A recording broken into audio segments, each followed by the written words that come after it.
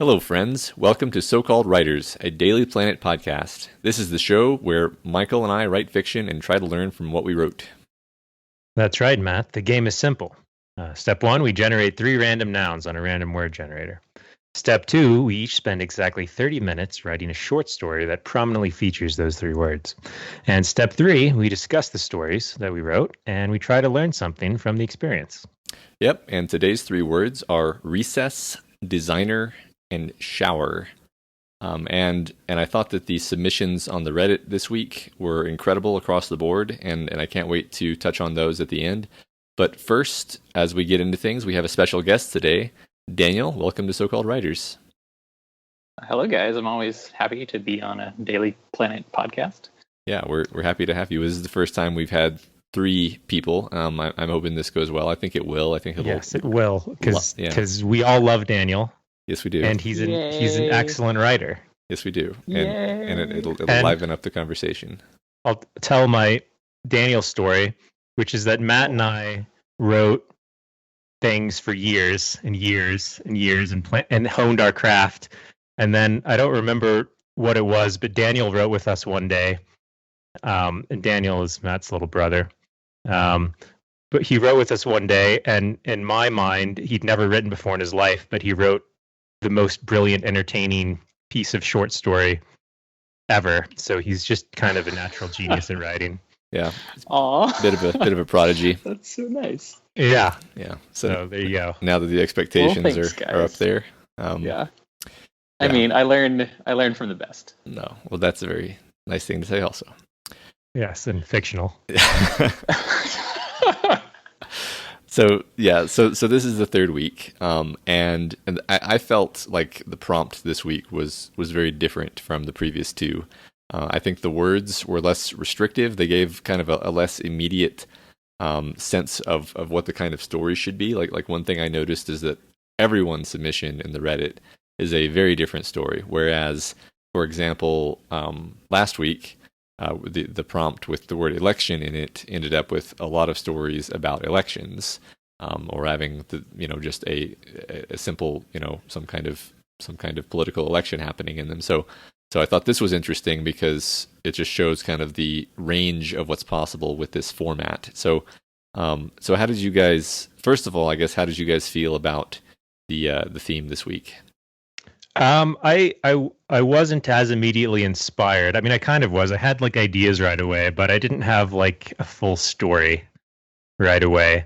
So I think there's like a double-edged sword to the less restrictive words thing, because it's a little bit hard. It doesn't guide you as much, so it's kind of more up to your mind, which doesn't always have somewhere it wants to go. Yeah, I agree. I had some combination of not enough inspiration and too much inspiration. But Daniel, what did you think? I liked that there were many ways you could read the words, like shower versus shower versus like recess. Oh, recess. Interesting. Like I thought I actually went down kind of different parallel tracks before I settled on what I ended up settling on. I saw all the recesses, which I thought was a cool freedom, and then I went for the most obvious anyway. But I didn't think of shower, but that's interesting. Did anyone use that in a story? I think the very last person to post before we recorded did actually.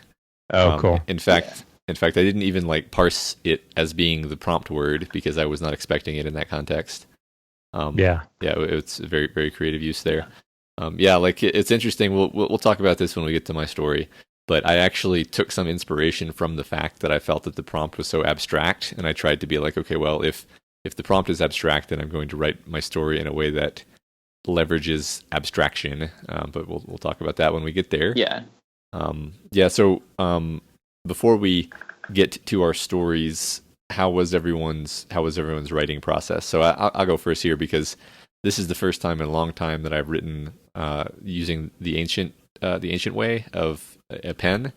I went to a coffee shop and I put pen to paper and I did it for 30 minutes and it really changed the writing process. Actually, I didn't expect it, but like I was, there's something different between frenetically writing with a pen versus just typing as fast as you can.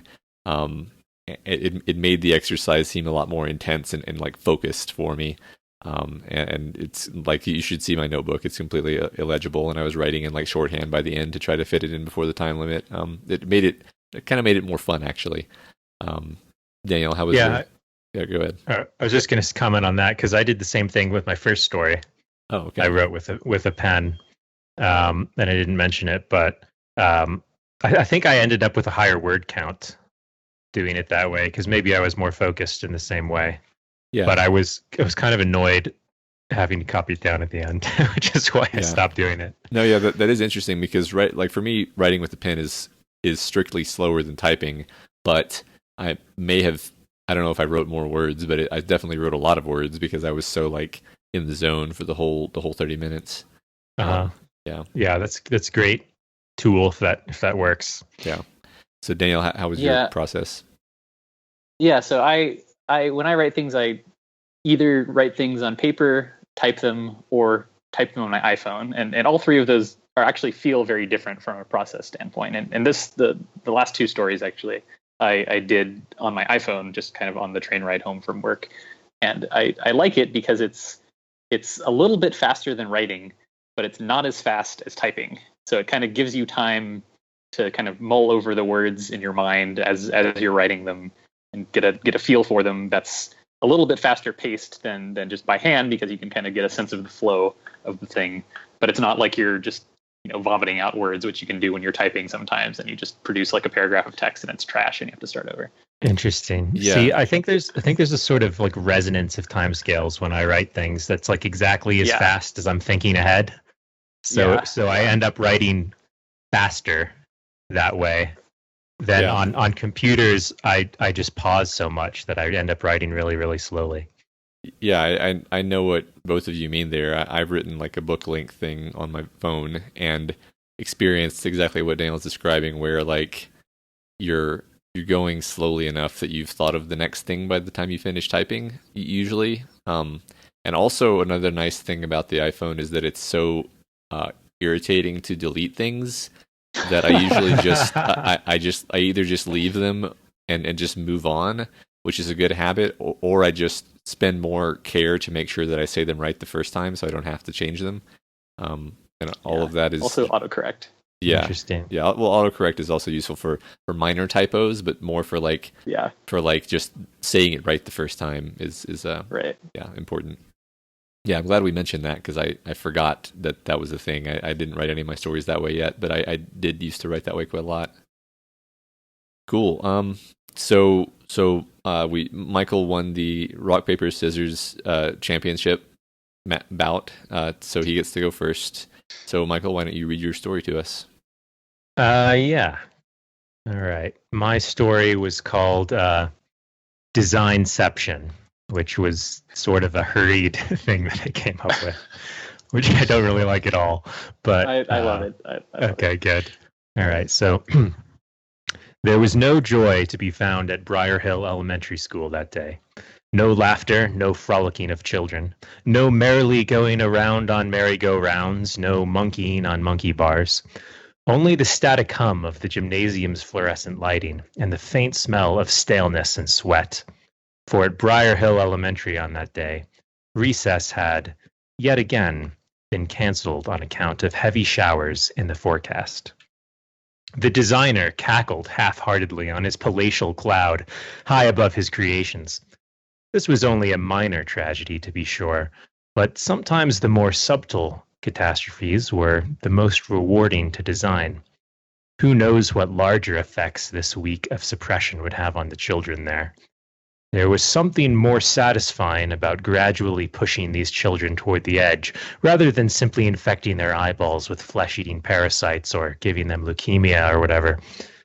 Not that more explicit injustices didn't also have their place. Yet the designer was still bored. He shuffled over to his mailbox to see if he had received any interesting prayers, mostly the usual junk mail. Requests to win sporting events or to not fail an algebra exam. What's the point of it all? He grumbled, slamming the mailbox shut. Wars were getting old, and pretty much every new civilization he lifted turned out exactly like the one before it. The humans had even figured out most of physics, except for Pauli's exclusion principle, of course. He'd thrown that one in to be deliberately arbitrary. The designer felt a drop of water fall on his nose. It was starting to rain. Blast, he said. And now I'll have to work indoors. Awesome. That's it. It's pretty short this week. Yeah, I mean, I think the shortness kind of works with it. What kind of what it is. It's a self-contained little idea. So to kind of go through it, I guess I like the introduction is this kind of charming, almost silly kind of children's book tone that you establish in the first paragraph, and then you actually kind of bend that a little bit in the subsequent part where you talk about like this staleness and sweat, and it's like, okay, so this is it's not just going to be a silly children's story. It's kind of a contrast to that. Yeah. I had no idea where I was going with this when I started. So I was considering doing like a silly children's story because I write those sometimes. And then I didn't have anything interesting to go on with. So I took I guess darker turn, although I don't really feel like the story had a dark tone. No, I don't think it was necessarily dark. I think that like the tonal shift or even the style shift is actually really effective. Like oftentimes people are like scared of altering their style too much within even a short space, but like this is a really good example of going from like Matt said, like childlike storybook tone to kind of something darker and really effectively. Yeah. I think this is one thing that we haven't actually pointed out about this format yet, is that even when you really don't know what the hell you're doing, when you start and you like in your own mind like kind of mess up and do things that you see as mistakes, you might come back later and see, you just like, roll with it. Yeah, you roll with it, and then you realize like, oh, like those two elements going together, that was not an intended like trick on my part, but now that I see those two elements together, I see that it kind of works. It's kind of an interesting new flavor. That's a good point. If you're busy trying to be a perfectionist and like deleting things you don't like, then you'll end up doing like the same thing every time and not learning any new tricks or anything like that. So that's a good point. Yeah. I mean, writing is about taking risks. I heard from an English teacher at sometime in my life. Oh, you had better English teachers than I did. Yeah. No one ever told me that. But I mean, I kind of like the message, or the kind of message at the end, which is that there's like who designed the designer goes all the way up. No one's infinite ladder of designers. I like that all the way down. I like that ending, and like you said, it's the implication that whoever is above him has the same like pointless, malicious nature, and therefore it implies the same thing about the humans. So it says more about like human nature than it says about divinity. Yeah, and it's just sort of a broader, more technical point of a problem I've always had with the argument that there must have been a god who designed things, when that doesn't explain who the wonderful designer was who designed the god who designed things. Mm-hmm. So it's kind of an exploration of that idea as well. Okay, interesting. Like yeah, it's always fun to find out like where that came from. So cool. Yeah. Any more thoughts, Daniel? I just like the idea of like a grinchy old board designer who is like powered by Schadenfreude. It's like I want a whole story with this character just screwing with people. It would be fantastic. Yeah. Cool. Yeah, this is the only story you'll get. I think this worked best as a 3-paragraph scene. Yeah. I mean, sometimes that's just how it needs. That's just how it is. Like I've spent a lot of time in grad school just like writing short form things for my friends, and it is actually quite constraining in that you can get away with a lot just like making a story last 4 paragraphs. Yeah, I think it's a great format. I mean, there's not really an actual place for this type of format of the sort of micro short stories we do. Yeah. Because it's too short to be like even an episode of anything. I mean, it can't be published as a short story because it's too short for that. It's not a poem because it doesn't have the sentences broken up. Um, but what It could be like what a is Tumblr it? story or like a tweet story. Yeah, or maybe like skits in Yeah. like a Oh yeah, skit yeah. show that's not a comedy or something. But there's not really Right. like a dramatic skit show. I would actually like that. I think that'd be cool if there was just like a show of little scene stories that I mean, make you think and then end earlier than you'd like them to. Yeah, it's sort of like The Whitest Kids You Know from back in the day. yeah, but you're right, but those are all comedy, and Yeah, it kind of reminds me of like Outer Limits or Twilight Zone, but those are usually fairly long. Those are much actually. longer. Yeah. yeah. So, yeah, you're right. Yeah, I mean, Black Mirror. Yeah, Yeah. That's what it's called? Like those are. I kind of feel like those could be shorter, to be honest. Like those are quite a long exploration of a cool idea. And like a show like that, only like little 5-minute idea explorations. That'd be cool. okay, so let's do it. 5-minute YouTube videos that are all self-contained scene fragments. Yeah, let's do it. Sounds good. I'm sure this exists. We need to find probably. it. Yeah, cool. Any other comments on Michael's story? Okay, well, Daniel got second place in the rock paper scissors tournament. For the record, by playing rock scissors. So Yep. Always. he An expert move. Yeah, An expert move. All right. Go for it, Daniel. I didn't name mine, but I guess you could just call it recess because That's what I was going to suggest. Yeah, or enjoy your recess. Your recess, maybe. Remember to enjoy your recess. Right. Please remember to enjoy your recess. There, final answer. That's the title. Go. Enjoy your recess. You have 25 minutes remaining, sang the saccharine voice. It didn't have the usual tics of an unlearned synth. The designers had probably paid a 20-something to sit in a room and put on our best condescending teacher tone, re-recording for every possible 5-minute increment between 5 and 10 hours, A/B tested specifically to piss Richard off. It was infantilizing as hell. He stepped into the shower and jammed the knob towards H. Infuriatingly, luke cold water poured over him. It wasn't that he was complaining. That would be plain suicidal. He ran his fingers through mud-caked hair, clumps piled around his feet. It wasn't that it didn't beat the alternative either. It was a life. It was safety. It was something palpable for the Richards of the world. Enjoy your recess. You have 20 minutes remaining. Richard had zoned out for a second, staring at his mud-caked face in the shower glass. He wiped at his eyes and looked again. How long had his hands been shaking? He tightened the hand into a fist and snatched soap off the ground with the other. The blood under his fingernails always took extra care. People talked about alternatives. People talked about a lot of things. Those people, more often than not, didn't last very long. He started to scrub his arms and winced at a fresh slice running the length of his bicep. Can't let them get that close, he thought absently. Stupid. The water temperature fluctuated wildly from chilly to scalding and back to chilly. Richard punched the wall, opening a scab on his knuckle, and yelped. Just 3 more days, he said.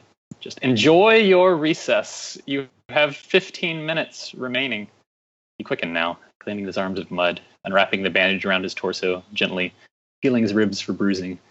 The water clung in an unnatural way, not that he could remember what natural felt like. It ran too fast, didn't stick to itself, didn't smell right, didn't taste right. Dirt and blood fell off in sheets. Please remain in your shower. Richard froze. His door was closed. Student, please return to your shower. Ah, the dumbass. He kept washing himself. He heard a distant crack. Remember to enjoy your recess, said the voice. Was it urgent? Pleading? Had it been designed to seem that way? To approximate comfort? Richard didn't need comfort, he thought, as he set the soap down. The tremor was small again. He shut off the water, and that antiseptic smell hung in the air. You have 10 minutes remaining, said the voice. He pulled on his mud-soaked clothes, and they clung. Undershirt, shirt, pants, boots, vest, helmet, belt, bandolier. He checked his sidearm. 6 bullets. Enough for the start. The voice probably said 5 minutes, but Richard had slid in his earbuds. His hands were still now. He was safe. This was his peace. The floor dropped out from under him, and he started shooting. Love it. Classic dystopian gloriousness. Yeah. Yeah. So I've been... Go ahead. No, you go ahead. I was just gonna say I've been playing this game that's basically the battle royale, but a video game called PlayerUnknown Battlegrounds, and I think that's why the story appeared the way it did, because it's basically that universe, but in short story version. Okay. But, Yeah, I don't know. I've never heard of that. I mean, this seems very singular, and I mean, it does remind me of some things. It definitely employs some of the tropes of like dystopian future and kind of battle royale, make everybody kill each other type thing. But just in terms of the actual technique, like the dystopian future thing is signaled immediately through like the creepy synthesized saccharine voice thing. I like the language of Luke Cold. I like that you used the voice thing to kind of tie the whole story together, because it kind of like separates your paragraphs, like counting down and making you anticipate something happening. Yeah, I worked pretty hard to separate things out like well, because if it goes too fast, it's just like the pacing is off, and if too slow, then there's like no payoff. So right, I focused on that. It was great for that, and it was great to set the tone, because it's just kind of an easily imaginable thing that there's this voice that's not really a human voice, but like a, please enjoy your shopping, but telling you to enjoy your recess, which is not something that you would normally enjoy, but it's clear here that the recess that's talking about isn't an enjoyable thing, and you kind of wonder what it is. Yeah, right. And no one needs to be reminded to enjoy their recess every 5 minutes. It's right. It's oppressive. And I think that maybe I'm sort of inferring something from the text, I guess, but it seems like that limitation actually caused some interesting things to happen, like the point where it's like Richard zoned out for a second and like and realizes his hands are shaking. And it's like that allows like 5 minutes to pass very quickly because he zoned out. So it's like, okay, so on the one hand, it's a tricky way of passing 5 minutes quickly within the story, but also it immediately suggests that something is like wrong with this person. That he's barely holding it together, basically. Yeah, you're supposed to imagine Richard is a horribly damaged person. Yeah. That he's not okay or safe or really happy about where he is. Right. Yeah, he seems like he's used to it enough that he's kind of like the prisoner who is comforted by the routine of being abused at the end. Yeah. Well, and I think the element of the other of like, so you don't say anything about there being like a matrix of showers or whatever, but like you insert enough of the context for us to kind of guess that like this is probably like an endless hall of showers, and someone very much like him somewhere down the row can't take it anymore, gets out of the shower and either tries to escape, or for some reason my mind just like fills it in of like they just don't care anymore. Like they don't even think they're gonna escape, they just don't care anymore, and they get out of the shower and they get shot, which is also totally inferred. Right, this is definitely a show don't tell, and that I think it's better to not really describe what happens to this other person, because a distant crack is kind of all you need to know about that. And the worst part about this whole situation is that the shower's not hot, and also that he had to put his dirty clothes back on. Those parts bother me. They're like, wait, what was it's like he could at least get some shower? clean goddamn clothes at the end. Damn it, this future sucks. Yeah.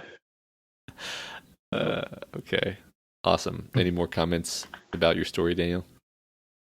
I've got more about just your language. Like the Luke Cold thing's good, like Matt mentioned, but like he's having to shower, jammed the knob towards H instead of like turning the knob toward H. Infantilizing as hell was good. Little descriptions, like not just ran his fingers through his hair, but mud caked hair. So I like a lot of your language choices. Yeah, I really love I know I already talked about it, but the little beat where he like the voice speaks, and for a second he's afraid that it's like that he's in trouble, and he freezes, and he's like obviously terrified, and then he realizes it's someone else, and instead of having any like empathy, he's like, dumbass. and it just kind of shows. It doesn't even make you dislike him as being like callous. It just kind of shows how like turned off and feral he's had to become. Yeah, and I've tried to like it's not like it's first person language because like it's not eyes and stuff everywhere, but it is language where it's like sometimes it's what he's thinking that's in line and it's not like he thought something, and other times it is, but it's kind of meant to draw you in, and you're like right there with Richard and you're believing the things that Richard is saying, and it's very like not like unreliable narrator, but like the descriptions are obviously like influenced by what the narrator is telling you. That's great to point out. Sort of Richard. We haven't talked about that, I don't think, too much throughout these other episodes, but like we all generally use third person, but I generally prefer a close third person, and what you're using here is like a extremely close third person to the point of like including thoughts that are perhaps delusional. And I think there's like a continuum between this and obviously third person omniscient, and it's you can always kind of play between those two extremes for different effects. Yeah.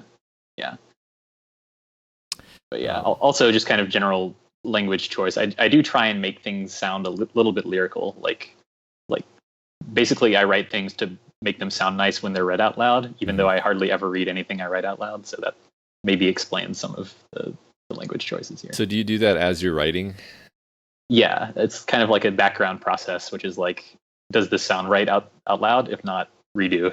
And it's interesting. That's something I'm like hyper aware of. See, I like to think that I have that, but I don't think I actually do, because very often I'll read what I wrote later and be like, well, this sentence is unreadable, like it's a run-on or whatever, and or it just doesn't flow right. I know what you mean. I feel the same way about my own writing, where your brain kind of fills in things that aren't actually there, and then you go back and you're like, oh shit, that's wrong. Yeah.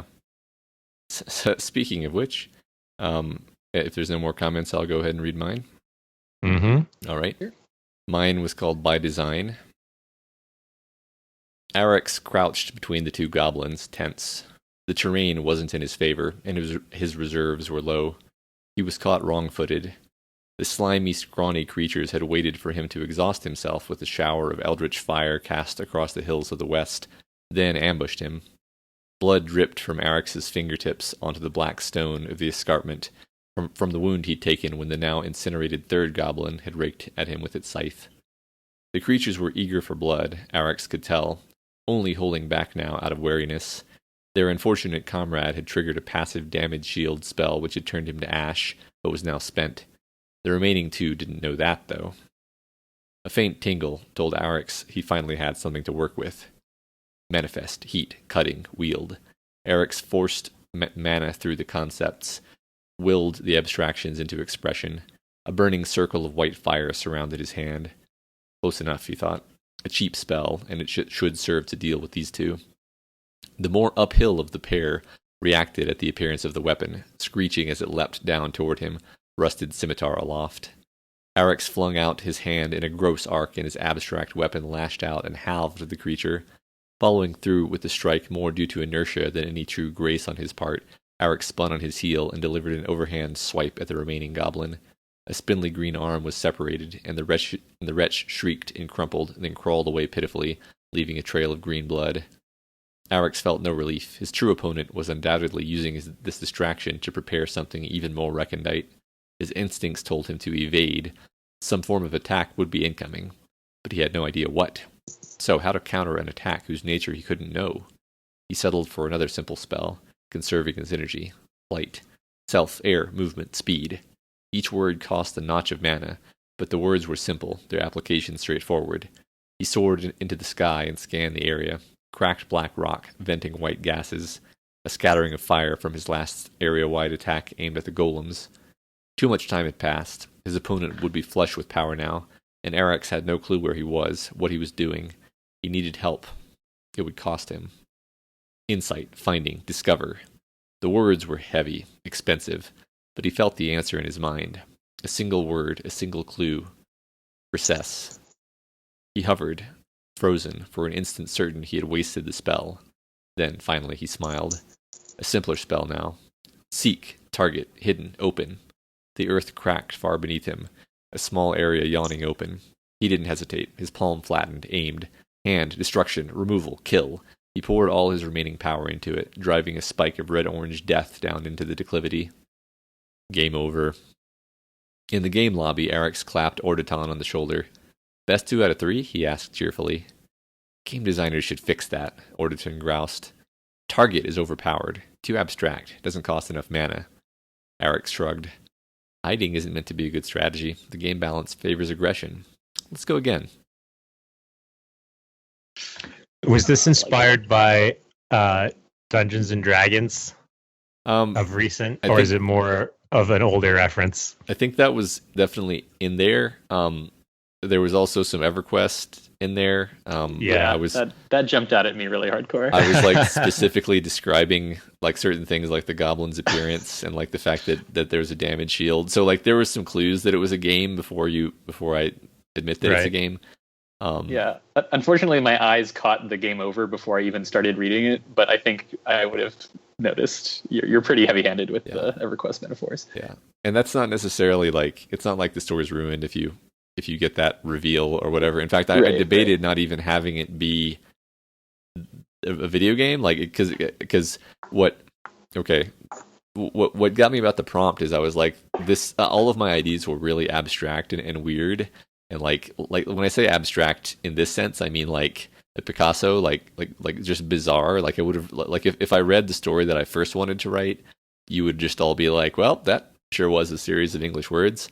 But I kind of pared it down to something that was actually implementable, and it all kind of hinged on this idea of like manifesting abstract words into something dynamically in the moment, and like the story itself decided what that would be. Which is admittedly a really awesome magic system and would be really cool for a story. Yeah, I was going to comment on the magic system. It seems to have rules. Yeah, I debated having like him try to do one spell, and it wasn't clear what he meant, so nothing happened. But I didn't fit that in, or I didn't debate it so much as I just didn't fit it in the allotted time. But I think that would have made things even more kind of interesting. Yeah, I like that. I'd point out that you basically wrote like a fight scene, which is not easy to do. And I think we've talked about this before. Like when we were children, it seemed like everything that was ever written should have been a fight scene, because why wouldn't it be? But it's not actually entertaining to just like read about someone like slashing at people with a sword and stuff like that. But because you've got these little spell phrases in here, it makes it a lot better of a read.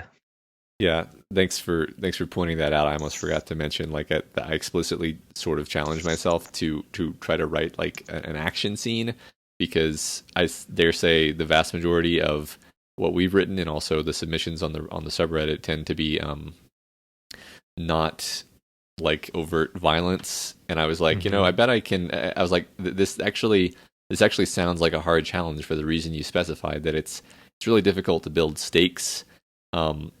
Into to build stakes and then to have the stakes put at risk through violence in such a short story is actually really hard. So I don't think I managed to get the stakes part across, but I think I might have managed to make it interesting regardless in different ways. Yeah, I would say the success here maybe was that you make the reader wonder about like because you don't like describe what the magic system is. So it's kind of like a thing that's not fully explained that you're engaged with trying to understand. And also the fact that you just throw us into the fight in general. There's like a lot of things to figure out. And I think that's one of the things that makes it more interesting to read than otherwise. Okay. Cool. Yeah, because it's very consistent. It's easily pieced together throughout the fight scene, and you're like, you want to see people fighting this way more, right? Like it's a cool mechanic, I guess. Okay, well, It's kind of like a worm power. that's good to know. That's good to know because I mentioned this to Daniel earlier. I don't know if I mentioned it to Michael, but this story was actually like once I had the rough outline of it, I decided to just make it conform to one of my existing story universes, which is the Explorers story that Michael's familiar with from our side project. So I was like, maybe I can leverage this project of like continuing to write these stories according to prompts, and maybe I can try to fit them into existing projects that I have and like use it to drive my progress on those. Yeah, I've thought about that in the future, like maybe for a month or more, like use the 3 words to continue the same story. Yeah. That might be an interesting direction to take it, because it would kind of, I don't know how it would end up. Maybe the story would seem to go all over the place, but I feel like it wouldn't. I feel like you would be able to constrain the scenes of what you wanted to happen anyway, but just kind of like include the details of the words. And that would be kind of a cool way to keep it engaging for yourself while you're writing it. Yeah. And I think that's probably the case, because when you look at how I actually used the words, the only one that really matters a lot, I would say, would be designer, probably. The others were more like inspiration on how to take things in a certain direction. Like for example, I kind of set myself up with the problem is basically I was like, I need to think of like a difficult puzzle within a 30, like think of and solve a difficult puzzle within a 30-minute time frame, which is kind of almost impossible. So I basically was just like, okay, whatever it is, the solution to the puzzle is going to be one of the words, and I kind of set that as my constraint, which was recess or recess or however. I think that's a good way to use the words prominently, which I try to do as well, because you can always come up with a story for the 3 words. Yeah. And sometimes it harms your story to force a word in more prominently, but sometimes it's just it's all kind of part of the art form. Is like, can you reveal one of the words at a cool place in the story? Yeah, that is central. Yeah, I think that's a fun idea. I really like that. It's just there's at the very end there's just this interaction where someone's just complaining about the mechanic, and it's just like it's so a thing that would happen, right? It's like, yeah, they should nerf that thing. I think we should nerf target. Yeah, stupid target. Yeah, and in fact, after I wrote it, I was like, oh, I should have said nerf. That would have been better. But it's okay. All of our minds said nerf. Yeah. So yeah. Well, see, and now I've play tested that particular game mechanic, and it seems to work. Okay, so if there's no more comments about the stories, I wanted to briefly go over some of the stories from the subreddit. So I thought they were all really good. Yeah, there's a lot of really good ones. So we've got one from Petricon, which was just like extremely sad, and I was like, I just like about halfway through, or if not before that, you like know what's going to happen, and you kind of know what this is. But it's still, that doesn't make it any less tense and like gutting, and like you don't want it to end the way you know it's going to end, and it just kills me. It's brutal. Very very effective. It all is obvious in the last sentence. Yeah, right. Then we've got from Ren Roby, Old School, and I like this because it's basically the protagonist's character Elliot is just a complete tool who you don't like at all, which is always a fun kind of character. Yeah. He's very hateable. He is very self-important, thinks he's smarter than everyone, and like this is told to you through kind of his thoughts and what he's doing, and it's kind of a show don't tell type way of doing it. And also we get kind of a lot of interesting like texture in terms of his setting where he works, and it kind of fleshes it out very very extensively. And then what's great about it is that he makes what is, I think we're supposed to interpret as a stupid mistake that like probably costs a huge amount of money, that probably loses his company a huge amount of money, and so we're sort of happy this happened to him because we hate him. Yeah. Does anybody else feel that way? No, I think that's spot on. Cool. I like this from Nihil Supernum, which he explicitly says in his summary that this is sort of inspired by Unsong, which I get the connection, but I think this is suitably original because it has this cynical take on the creator, and like the creator creates a universe and can't be bothered to like finish, so he just kind of Right. leaves it the way it is. This would be a great like prologue to a much longer story. Yeah, Like this is the setup. yeah. I love this kind of thing. So, and I love Unsong. So, yeah, this is a fun one. We've got, let's see, scanning. We've got from Good Sir Satanist, which is an ironic name for this story because this is like such a warm-hearted, like nothing horrible happens at all in this story. It's surprising. It's just a really like nice, pleasant story about like what you kind of take as like a kindergarten teacher who feels a little bit unfulfilled, and then she has one student who actually seems interested in what she's doing, and they have a connection, and it's just adorable, and nice little happy ending, and it's great. It makes me want to like challenge myself to make something as heartwarming as this next time. Yeah, right. Yeah, instead of trying to do a violent scene next time, I'm going to try to do something with absolutely no conflict at all and just have it turn out well. Yeah, everyone was happy at the end. Yeah, cool. Any other comments on the subreddit questions? No. Okay. Well, yeah, that wraps up our show. Michael, let's spin the wheel and find out what our words are for next week's story. I love this part of the show. The words are cloth, eyelashes, and toy. Cloth, eyelashes, and toy. I like it. Yeah, me too. Cool. All right. You can post your story submissions at reddit.com/r/so-called writers, and we will talk to you all next week.